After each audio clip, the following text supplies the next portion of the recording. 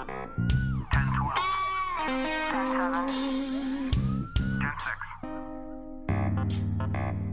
Order. Hello and welcome to Quah Order, a podcast that takes an inside look at Issaquah Police Department. I'm Tim Smith. And I'm Corporal Marty Martin from the Issaquah Police Department. And we're your hosts for Quah Order. And joining us on this episode is Grace Larsen, Communications Supervisor for the Issaquah Police Department. Welcome, Grace. Thanks. Happy to be here. It's great to have you. Marty, why do we have Grace on today? Well, I wanted to have Grace on just to shed some light on another very, very big piece of the police department. We are a team. We are more or less a family here, and you can't get any help anywhere unless somebody picks up the phone, and that's why people call 911. And so, as you can imagine, that's a big piece of what a police department is the first contact of when people pick up the phone. It's a dispatcher. It's someone who is also willing and wanting to help whatever the situation is. So that's more or less, I wanted to shed some light on communications as a whole. Now that's a big piece of a big job to try to digest in a short amount of time. But with Grace, with her experience, her ability to see the good things in what people are calling about, as well as being a supervisor, there's a lot of like I said before, experience, a lot of calls that she's handled or overheard, and she's going to be able to just give us a little insight into what our communications department is like. And great to have you here, Grace. Thanks for coming on. Thanks. Yeah. So, we're calling you communications supervisor, but I think for the lay person, dispatcher. Correct. I don't know. Is that offensive? No, absolutely not. So everybody knows that Grace is a dispatcher or the head. Is it Yeah, head? I'm the supervisor for the dispatch center. We do generally the job description is communications specialist, because dispatcher for a lot of people is on the radio, but we do the phones and the radio simultaneously, so it's a good shorthand, and it's fine. It's not offensive to anybody. But that's why we do use a different job title. Oh, makes sense. Yeah. Makes sense. So, kind of just, can you give us the 10,000 feet description of your job? You did a little bit right there. Just kind of walk us through a day in the life of a communications supervisor here in the city. Sure. Well, my particular position, I do spend a fair amount of time in dispatch, acting as a dispatcher when we have staffing issues that need to be covered, and I'm able to do that. But otherwise, I do paperwork. I do training management for the dispatchers. We do some quality assurance just to make sure that they are following policy and being professional with our citizens. And it's more of the administrative side. So the dispatch side is where actually all the excitement happens. Right. So I'm glad I get a chance to still do that. Mm-hmm. Well, that's great. That's great. So I think one of my questions is, and this is for Marty, you as well, is the relationship between the dispatch and the patrol officer. How important is that?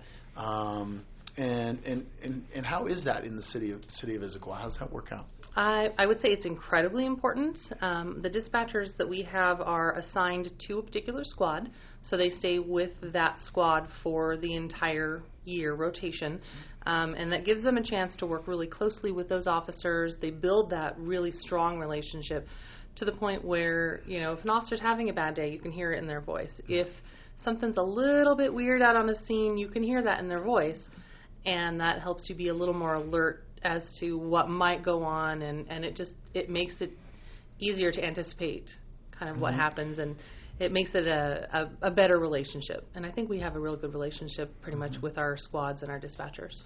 Is that unique to Issaquah?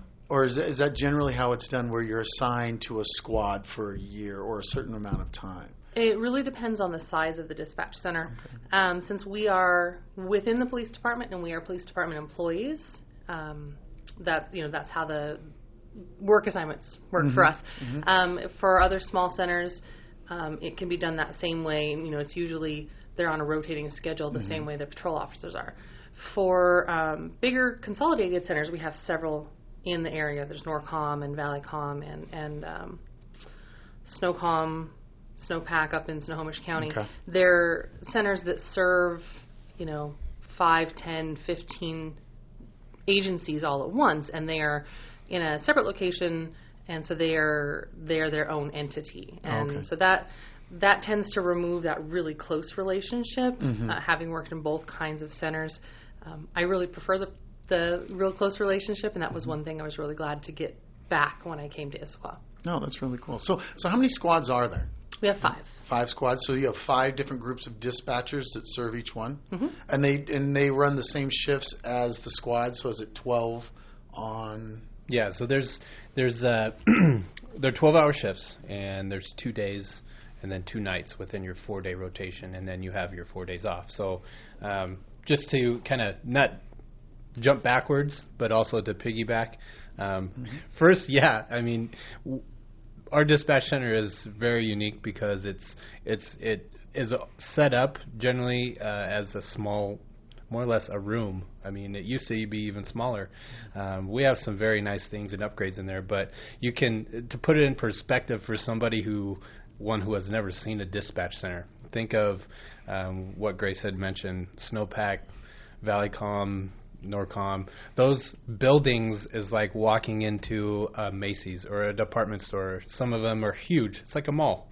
Ours is you're walking into another office, another medium to larger sized office with a lot of either screens or buttons or beeps and tones, and it's exciting in there. You never know what the next call is going to be, but that intimate type of setting, because that's the size of the department that we have, that's really special.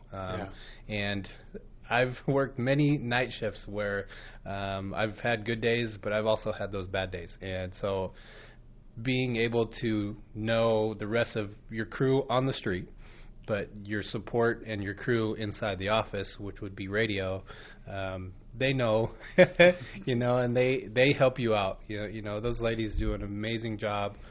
Sometimes I think it's even harder than what we have to do and go out on the street and talk to these people, because it's not, I brought this up the other day in a conversation, but you have good days and you have bad days, but the calls coming in, those could be even harder than what we have to respond to. And it's not every day that you have roses and butterflies coming over the phone. You're the first person you're talking to when they call the police department. And you can imagine there's some crises, there's some emergencies. So, we can also tell when it comes over the radio, hey, this is something that's pretty hot and active, and we need to kind of sharpen up our ears a little bit and pay attention to detail. And it's a team. I think the common theme through this whole thing in our department is we're a team, and so I know Grace has taken a hold of that. I know that our patrol division, as well as the other divisions and support groups in our department have, and we're just rolling forward. So it's pretty fun. That's great. That's really neat that there's that symbiotic relationship. And then I really like that idea of you being assigned to a squad for a year, because like you said, I can really see how that would benefit you, especially in times of crisis. Absolutely. Where you can almost, working that long, you can kind of anticipate things like you were saying, which is really cool. What are some of the things that you really like about this type of job, that you're doing? My favorite thing has always been that it's different every day. Like Marty said, you're never going to know what is going to come over that phone. It could be somebody who's lost their dog, or somebody who's had their car broken into, or it could be somebody who has witnessed a really bad accident, or, and we don't have very many of these in our area, knock on wood, but it could be a big fire, or it could be a shooting. Now, if it was a fire, then we transfer it off to a different agency, but we would still go to help out with like traffic control and that kind of thing. So we do stay on the line, so we hear all of what's going on with the caller. Big shooting or stabbing or some kind of an assault, those real big serious things are really very few and far between for us, but if we get them, it's something that you handle that call, you hang up the phone, and the phone rings again, and you don't know what the next thing is going to be. So it could be anything. And I like that variety. Mm-hmm. I personally have always liked working swings and night shifts. Okay. I don't. I know I'm a little bit weird. I'm just a night owl, Mm-hmm. kind of as a general rule. I don't do that as much these days because I'm in an admin role, so I work a day shift. I'm here mostly during the day. Mm-hmm. But I enjoy sleeping late and Mm-hmm. not waking up to an alarm. Right. So and I like the things that happen in the evening a little bit better. I was going to say, talk a little bit, or if you can, just there's a difference in atmosphere. Oh, there totally is a difference in atmosphere. And on patrol, we feel the same thing. But Yeah. I'm intrigued now. It's like, well, why do you want to work nights all the time? Yeah, because it's a difference. And the things that we experience during the day are a lot of car accidents and a lot of, it's a lot of the report calls. So people wake up in the morning and they see something has happened, and so they call to report it. And it's kind of it feels like it's in a more administrative, reactive kind of thing. Yeah. And the evenings you get to do more of a proactive thing. I mean, obviously we don't get to in dispatch, but but the guys are out doing, they're out kind of getting a little bit of feedback here. Yeah. I fixed it. Okay. The guys are out doing a little bit more of, looking for something that's going to happen, or looking for somebody out doing something that, needs to be monitored, or, whatever needs to happen. The calls tend to be a little more exciting. It's not really good, but it's good for us. Which raises your blood pressure a little bit. It gets things going a little bit more, Right. and you feel like you're doing more active work Right. that right. way. I can understand that. I can see that. Yeah. I mean, nothing good happens after midnight, right? Is that what you say?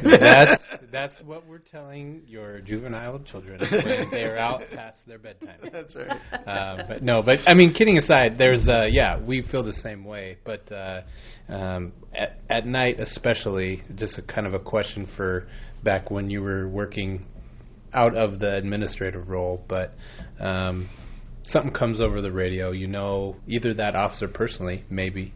If not, but like you had mentioned before, the tone and the voice. Kind of, as somebody who has no idea of how that could really make you feel, is there a way that you can maybe describe, I'm not saying the worst feeling you ever had, but something's going on, I'm just trying to shed a little light on, we talked about the closeness that squads and dispatchers, the team has. Not really the details of what had happened, but how does that make you feel when you hear something over the radio or it's a 911 call and this is kind of a bigger incident?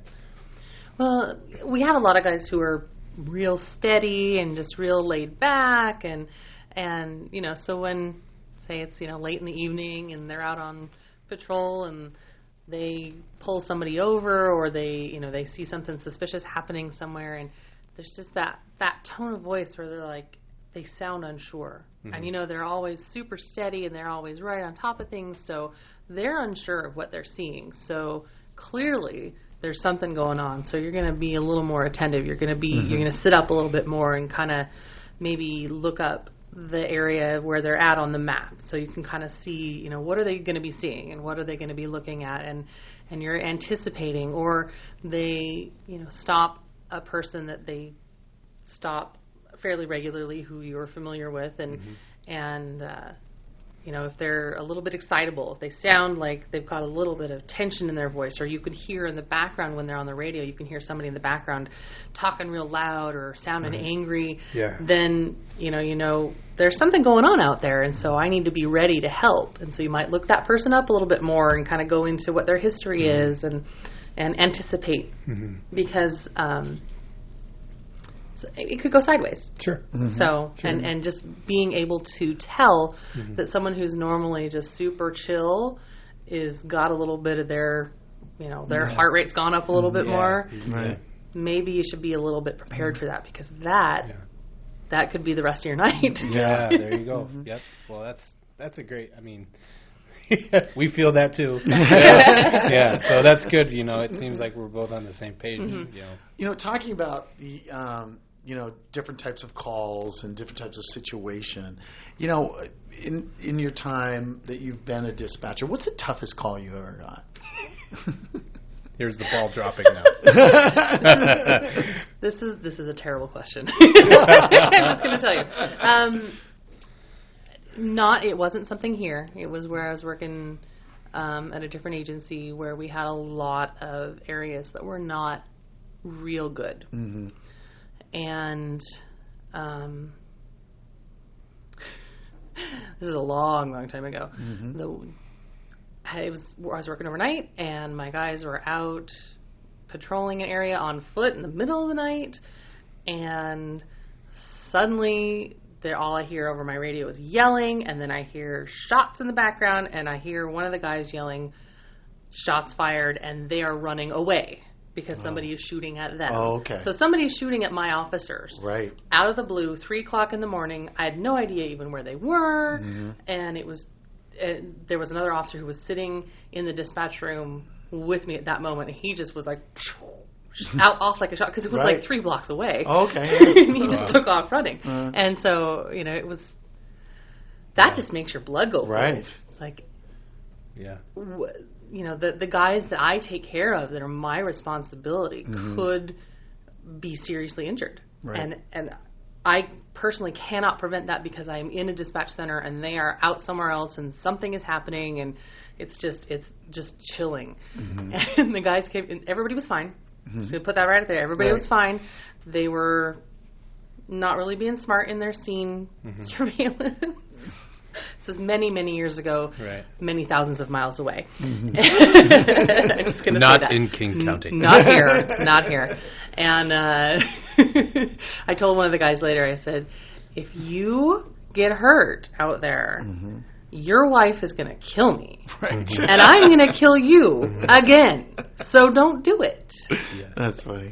Yeah. In terms of calls that you take, stuff coming in over the phone. Somebody calling you.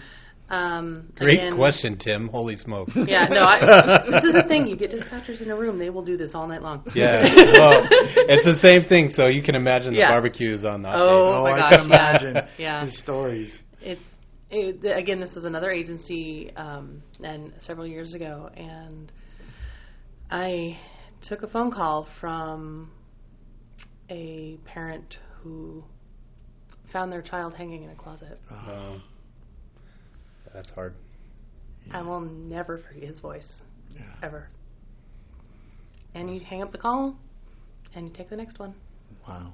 So, that's how it goes. That's kind of a perfect segue into my next question is that, and I think that our department does a great job, but you have those types of calls or incidents, both of which you just described. I mean, they're vastly different, but they're the same in how they affect somebody. You will never forget that night.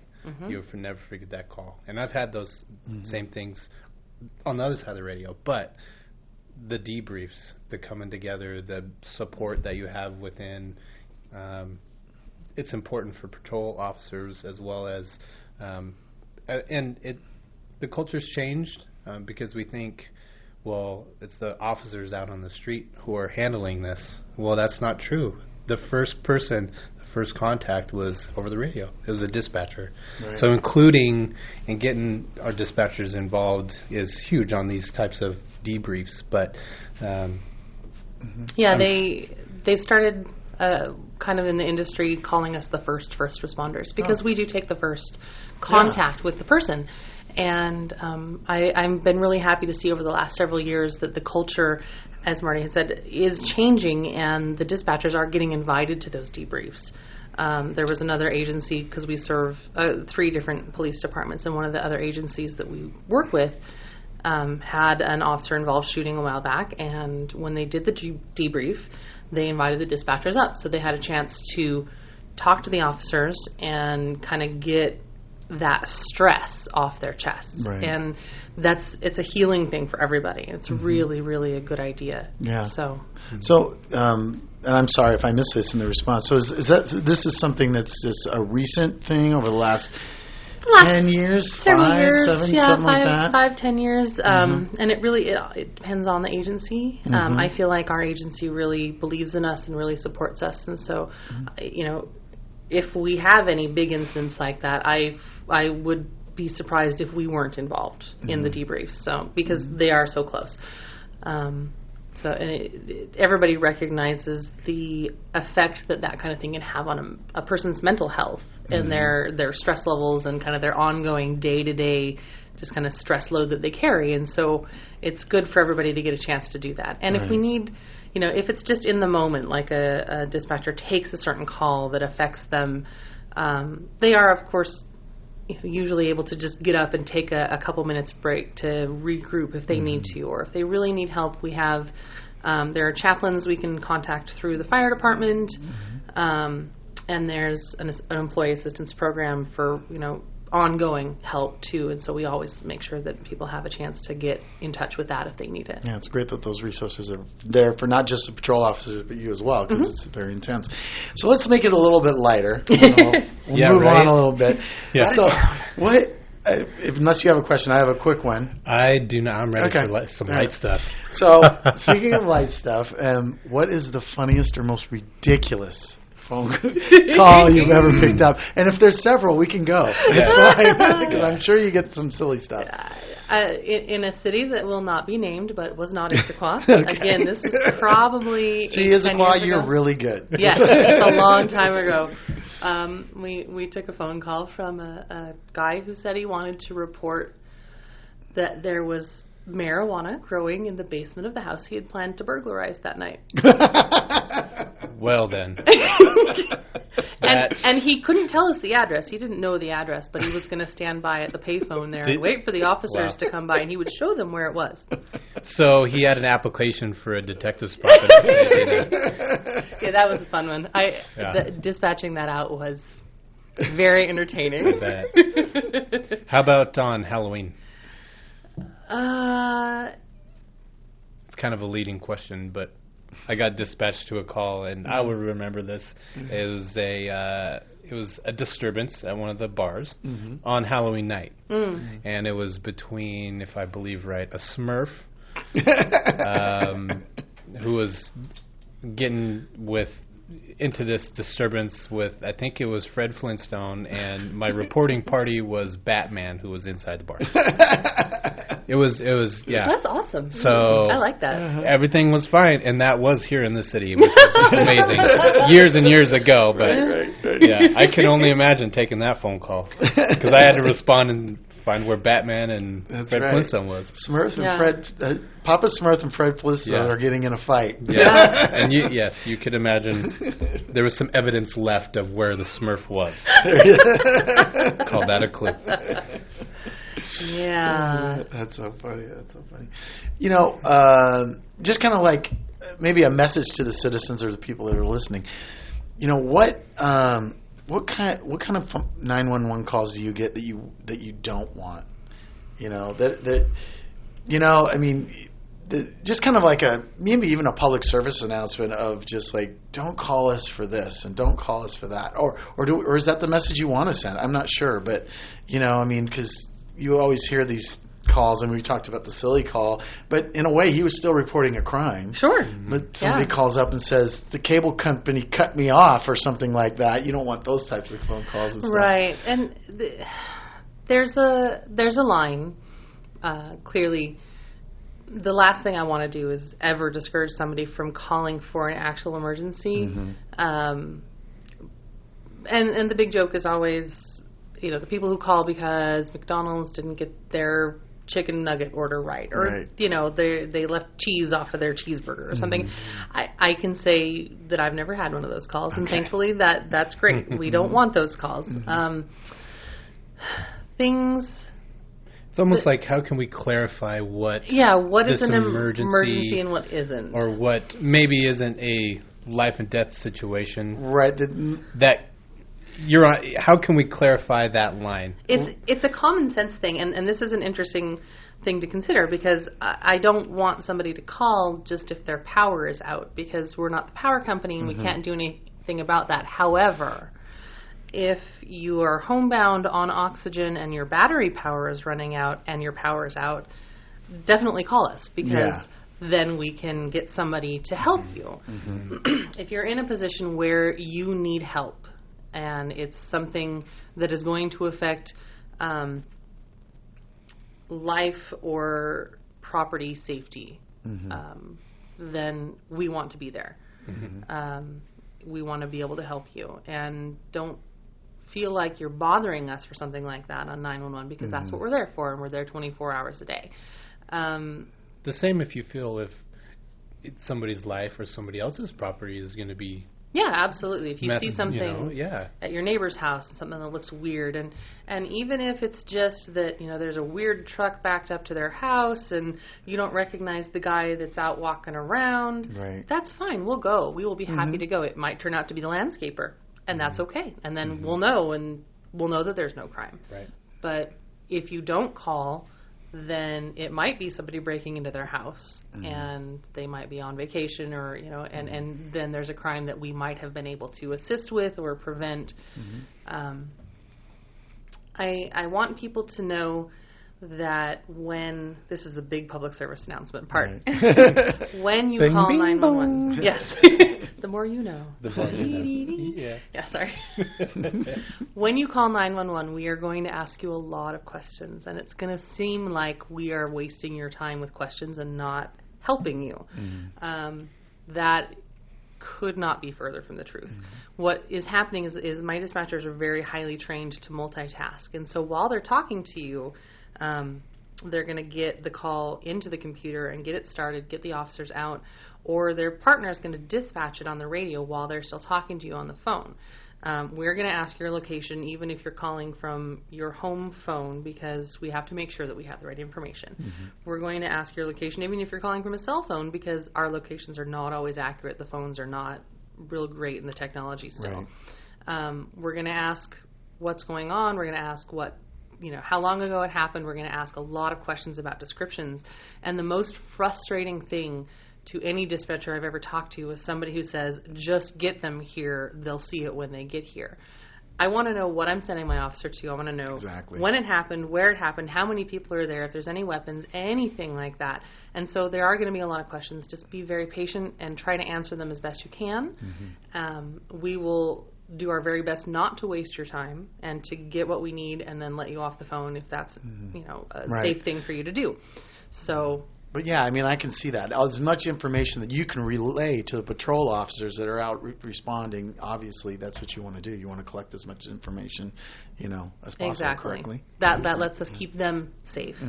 And it lets us keep you, the citizen, safe, because we can then get the clearest picture we can of what's happening, and we can let you know the officer's going to come to your door now, so that if you're scared that somebody's trying to break in, you don't think it's a burglar trying to break in. It's actually the officer that's there knocking on your door.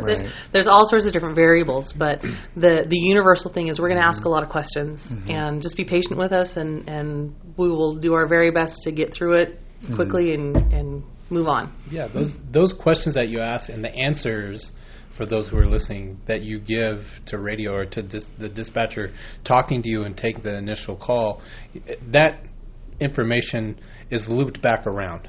So in a sense, you could think of like this hula hoop. You call, and then here we go. We start going around in the circle, and that dictates our response, right? We want to be safe when we come, depending on what you're reporting. It dictates, to some respects, our response and how we're going to contact you, or if it's unsafe for us to talk to you, if you're reporting something that's involving a neighbor or two houses down or down the street.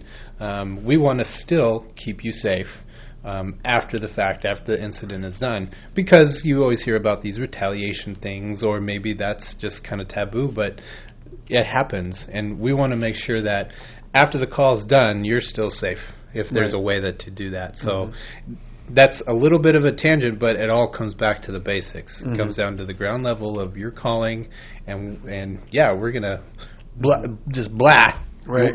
A, B, C, D, all the way to Z, and maybe backwards. Uh-huh. What's going on? What's your name? What's your address? What's your phone number? Where are you calling? What do you see? What do you smell? I mean, everything and anything. So, that makes sense. yeah, Makes well sense. said. Yeah. So You must talk on a radio for a living. yeah. Shocking. You must Shocking. communicate. Yeah. I'm just going to throw out another question. When did you, I'm trying to figure out an articulate way to ask this question. When have you received the most calls? Is there a day that you 4th just of July. It's always 4th of July? 4th of July. That was in my head. Mm-hmm. Yeah. Public services announcement again. Don't call for fireworks. If fireworks in our city limits are prohibited, you cannot have them. You cannot shoot them off. If you do, you will get called on, and we will come talk to you. I would say if somebody is, shooting off illegal fireworks, absolutely we will get somebody out there because they are illegal. They're not illegal in the county. So if you live on the edge of town and somebody out in the county is doing fireworks, unless it's a fire danger.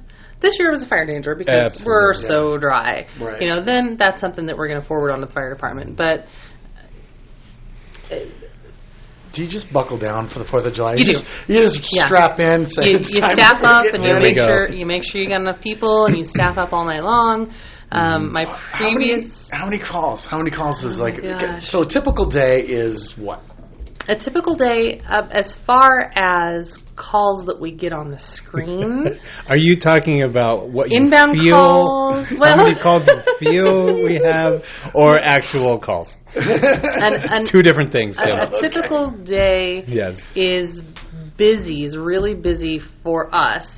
And keep in mind, we do a lot of what I call catch and release calls, where somebody calls in and we transfer it. Right. And we do a lot of paperwork and we do a lot of administrative stuff inside the dispatch center that doesn't involve inbound calls. Right. A busy day for us is if it gets to call number 100 by the end of the day. That's a real busy day for us. Yeah. And so the 4th of July 4th would of July. Well, you got to remember too, because once you hit midnight, the numbers start the numbers. over again. Oh, that's the numbers true. recycle. That's a good point. So you could still be working a shift. Yeah. And you're, I don't know, legitimately on 150, 160, 60. yeah. Right, because just you're 2 in the morning. Especially now. when it starts to get dark is when people start setting off the fireworks that they've gone and picked up elsewhere, and so you'll get all night long. Somebody just set off an M80 in my neighborhood, somebody's setting off fireworks in my neighborhood, and it's just one after the other, just on and on and on. So typical non-4th of July day, though. Non-4th of July day. Day shift.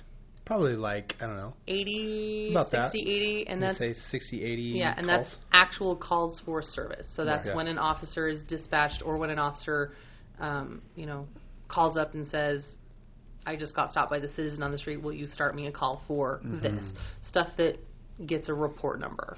Right. So there's 80 calls, let's say, in a shift. And then how many patrol officers are serving those 80 calls? Each squad...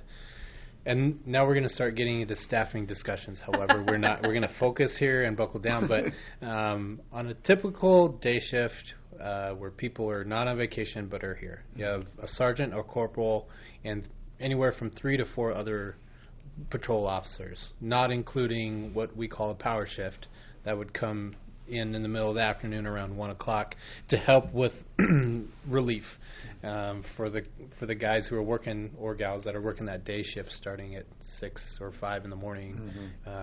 60 between 60 80 calls.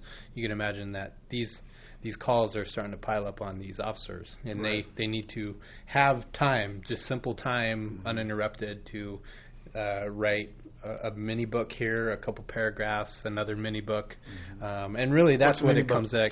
Well, it's a case report, but you're sitting there and you have to be detailed. Is that the joke? It's called a mini book. It's not necessarily. I don't. Maybe I just deemed something new. I don't know what it is. I don't know. You guys are writing mini books every day. But we've had that conversation. Novelists, is that if you're able to sit down and from initial contact to the disposition of what you did or how you handled the call. Sometimes they're very short, depending on the situation. Right. If somebody's taken into custody or somebody has to go to the hospital, you can imagine that's going to be a little bit longer in of a report, more articulate, and being more descriptive of what you saw, did, what have you. So, yeah, you could turn this call into a mini book. But typically it's you could get 4 to 5 calls an officer. Sometimes, and depending on where these calls or the activity for that day is. Right. It could be a simple drive-by, nothing there, or it could be, like you said, it could be a long drawn out where you're there for several hours and then have a big long report. I was just curious. I was trying to figure out, about 80 calls, how many officers. I think the citizens, would find that interesting. Absolutely. I do. And just a little bit of the structure is that we don't have 4 or 5 guys and a supervisor just going free will around the city, so to speak. They're assigned a patrol district, that of which can get larger or smaller depending on how many people we have. So depending on, like I said before, where these calls are being dispatched and taken from, some guys could have 5 or 6 actual reports, a lot of activity in a certain area where their partners are kind of wondering, well, what do we do today? No, I'm just kidding. But they're usually helping that officer take some of those reports because elsewhere in the city, it's not, there's nothing going on, things aren't being reported, Or somebody else got 3 calls in one, and somebody might not have got it, so they can help out. Absolutely. That's the part, as a supervisor, talking to a supervisor, I know we've had these sort of conversations, but just talking on the radio or on the phone or IM or however we can do it is saying, hey, such and so, he's slammed with reports. Take him off the screen. Let's assign him not to a district. We'll have somebody else fill it, so he could get caught up. It's the whole, it's the supervisor way. The day-to-day management. It's the day-to-day management, but it's also helping out your team, and making sure everybody is not only doing their part, but stepping up. To fill those holes if we need it to. That's great. Well, this has been a great conversation. Yes. And just before we wrap up, is there anything else you'd like to people to know when they call 911? Really, my biggest thing is always, we don't always know where you are, even though the technology should work that way, and we're going to ask a lot of questions and just try to be patient with us. And if for some reason, you don't feel like you've been helped or, you don't feel like your complaint has been adequately addressed, call us back. We've got supervisors who will do our best to help you. But we do strive to do our very best in the city. We have a very high standard for our customer service within dispatch and on the street. Absolutely. And so it's something that we really try to focus on a lot. So we want to make it right for you as much as we can. Right. I just thought of another question before we go. Sure. How do you handle hysterical people?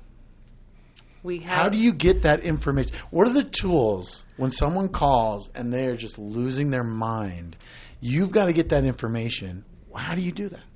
This is the gift of a dispatcher. I'm not even trying to make a joke. This is like the biggest thing because somehow, some way, they're getting that information, so we could get there to help. So I'm strapped in. I'm ready for this. Marty's all good for this. I need to know the secrets. We actually have a lot of real specific training in working with hysterical callers and distraught callers because people don't call 911 to say, have a nice day. Right. Which they shouldn't, but they don't. Right. People are calling, and it's usually they're having the worst day of their life. Yes. Most people will never have to call 911, in their life, or only once or twice ever. And so if you get somebody who's calling, they're having a bad day. Right. And sometimes they are, up to their eyelashes in stress, and they can't think, and they are just off the rails. And so we have some techniques that we try to use. We have one called repetitive persistence, which is where you, in a calm voice, ask the same question over and over and over again until you get through to them, and they start listening. Is it almost like hypnosis? I hadn't thought about it that way. It could be. Another thing is if you can get their name, that will sometimes help them focus. Okay. So if you can, if you can ask them what their name is, sometimes they'll be able to give you that, and then they'll spin up again. But you can say, hey, Mary, listen, and I'm going to help you. And you want to reassure them. Tell them, I know that you're having a terrible time. You're doing a real good job. Just stay with me. We're going to get somebody out there. But just their name, using their name is a good focus point. Okay. And then it's also, to get the information, sometimes you have to use your other tools. So if it's somebody who has called before, and we can tell by the screen and the phone number, or if they're calling from a house, and we can look up the house number and we can see previous calls there. While you're talking to that person, you're also in the computer looking up those previous calls, and maybe you can get an idea of what's going on. Is this a house where they've had repeated domestic assaults? You can see that in the call screen. You can see over the last 2 years they've had 5 or 6 calls there. So that's something, even if the person can't tell you what it is, you can tell your officers, we had 5 or 6 prior contacts for physical domestic at this place, and so then they have a better idea of what they're going into. Right. Or if somebody, it's somebody maybe even who they contact because they have anxiety attacks and they're having some sort of a panic attack, but they can't tell you what's going on. And so somebody, you get there and it's just a citizen contact. It's just okay, we didn't know what was going on, so we came anyway. We get here, we've determined the issue, we've got everything calmed down, and now we're going to go. Hope you have a better night. So it's using all of your resources in addition to the training. We get extensive training in customer relations. Essentially, we are sort of customer service personnel, just at the on the most extremist edge. Yeah, exactly. Yes. And so we get those techniques to try to help us, because sometimes you do get people who are like that, and you just got to take it and do what you can. Wow. That was really good. I'm glad I asked that question. Yeah, I'm glad you did too, because that's what we get, right? and that's sometimes a call after call after call after call, is like that. But it's just I'm always amazed at what our dispatch does and how they do it, and they're professional, and sometimes, like I said, it's not roses and butterflies coming through the line, and so. Hopefully the listeners found this interesting. I mean, sitting here talking with Grace, we've had many other conversations before, but, it's always very interesting. And we had mentioned prior to, obviously, Grace sitting down, and this is kind of a new thing, but hopefully our listeners, and if you're out there, hopefully you feel and that, yes, these people on the other side of the phone when you're calling, we're people. Right. The people who are dressed in blue, driving a big and black and white Oreo cookie to your house, we're people. We are doing a job to help you, to provide a service to your safety. Right. And, that's just, this is just a fraction of how many other conversations, and I'm sure Grace will have you on again. I'd be happy to. I think my job is fascinating. And so do I. We're very appreciative. Yeah. I could say that from the patrol side, the department, and and that's always reciprocated. So, that makes a pretty rocking team. I'm pretty. I'm getting juice over here, Tim. I can see that. I'm pumped up. It's awesome. It's really cool to hear the symbiotic relationship that you have with patrol officers and all that. That's was really interesting. And I'm really glad you came on to Quah Order. Thank you very much. I was happy to contribute. Thanks, Grace. Yeah. Well, thanks for listening to Quah Order. We'll see you next time. Stay safe. 10-12. 10-7.